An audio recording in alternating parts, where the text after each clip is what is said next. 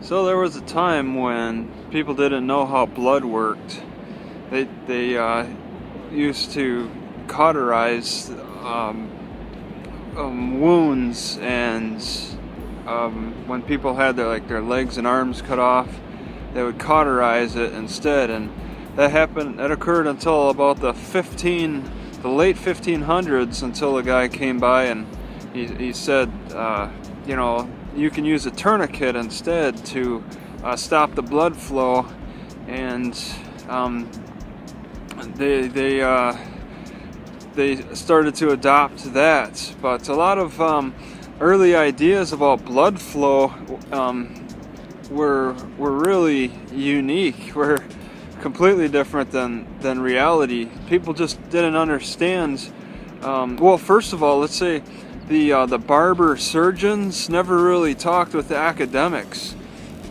The barber surgeons couldn't read, and the academics didn't do the procedures of operations and stuff. So there was a lack of communication between those two professions, and the people that did the operating, the barber surgeons, they couldn't understand how the blood was bright red in some parts of the body and really dark red in the others.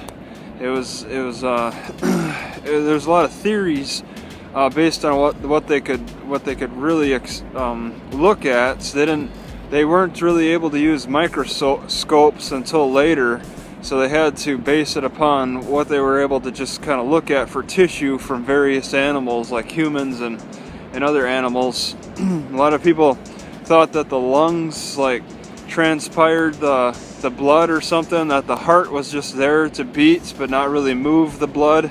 They thought the blood just completely transferred from the ends of the limbs back to the lungs or something like that. They didn't know that it circulated throughout the body. They did not understand that the heart pumped the blood through the body. They thought that it was something to do with the lungs. Like they even thought the air was passed around the body. They thought there was air in there. And this is all from the book. I read something, I'm looking for it and it hasn't come up yet, but they thought that there was fire in the chest, and they would cut open people to see if, immediately upon their death, if a little flame showed. But the book I'm reading hasn't come across that yet. In fact, I think it's passing it up, because now I'm at a point where in the 1600s they understand how the blood works. Now it circulates by the heart with the chambers, and how the heart pumps the blood through.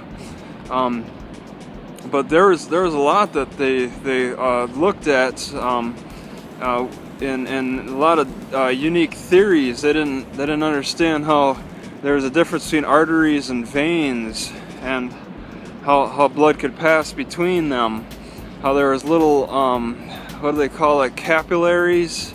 See, that you needed a microscope to see the capillaries, and they weren't able to see those. There's just that really strikes me as amazing, and they had to cauterize. They thought they needed to cauterize to stop the blood flow. Use a hot iron and apply it to wherever the person is bleeding. That was their solution. And then pour boiling oil over like a gunshot wound.